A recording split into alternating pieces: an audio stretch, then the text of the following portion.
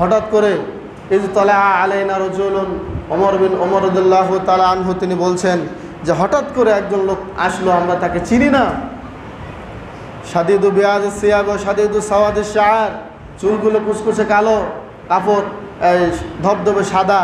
হাত্তা দানা মিন রাসূলিল্লাহি সাল্লাল্লাহু আলাইহি ওয়াসাল্লাম, এমনকি আল্লাহ রসুলের নিকটে চলে আসলেন। ফাসনাদা রুকবাতাইহি ইলা রুকবাতাই, তার দুই হাঁটুকে আল্লাহ নবীর হাঁটুর সাথে লেগে দিলেন। ফাকালা ইয়া মুহাম্মদ আখবিরনি আনিল ঈমান ওয়া ফি রাওয়ায়াতিন, প্রথমেই বলেছেন ইয়া মুহাম্মদ আখবিরনি আনিল ইসলাম, হে মুহাম্মদ আমাকে ইসলাম সম্পর্কে বলুন।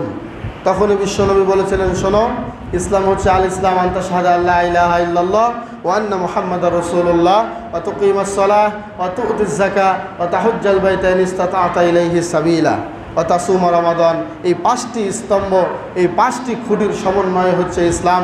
তার মধ্যে বিশ্বনবী বললেন, তুমি এই সাক্ষী দিবে যে আল্লাহ ছাড়া কোনো মাবুদ নাই, নিশ্চয়ই মুহাম্মদ সাল্লাল্লাহু আলাইহি ওয়াসাল্লাম তার প্রেরিত বান্দা ও রাসূল। ওয়া তুকিমাস সালাহ, তুমি সালাত আদায় করবে। ওয়া তু'তিজ যাকাহ, যাকাত প্রদান করবে। ওয়া তাহুজ্জাল বাইতা, বাইতুল্লাহর হজ আদায় করবে। ওয়া তাসুমা রমাদান, রমাদান মাসের সিয়াম পালন করবে। এই পাঁচটি বিষয়ের সমন্বয় হচ্ছে ইসলাম।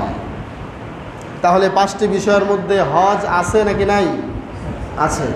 তার মানে যারা সাধ্য থাকা অনুযায়ী হজ করেন না, তারা ইসলাম থেকে বহিষ্কার, তারা ইসলাম থেকে খারিজ। একজন মানুষ যখন ঈমান আনলো, ঈমান আনার সাথে সাথেই তার গুরুত্বপূর্ণ যে আমল সেটা হচ্ছে as-সালাত। এই জন্যই ইসলামের পাঁচটি স্তম্ভের মধ্যে দ্বিতীয় স্তম্ভ হচ্ছে সালাত। এরপরে রমজান মাসের সিয়াম, এরপরে চলে আসবে হজ্জের বিধান। একের পরে এক একটা করে বিধান আপনার গায়ের উপরে চেপে বসবে। যখনই আপনি মুসলিমের খাতায় নাম উঠাবেন, তখনই আপনাকে এক এক করে পাঁচটি স্তম্ভই সাধ্য অনুযায়ী আদায় করতে হবে। এই পাঁচটি স্তম্ভের মধ্যে দুইটি স্তম্ভ হচ্ছে আর্থিক স্তম্ভ, সেটি হলো জাকাত এবং এই হজ। জাকাত অর্থ হলে জাকাত আদায় করতে হয়, অর্থ হলে হজ্জ পালন করতে হয়।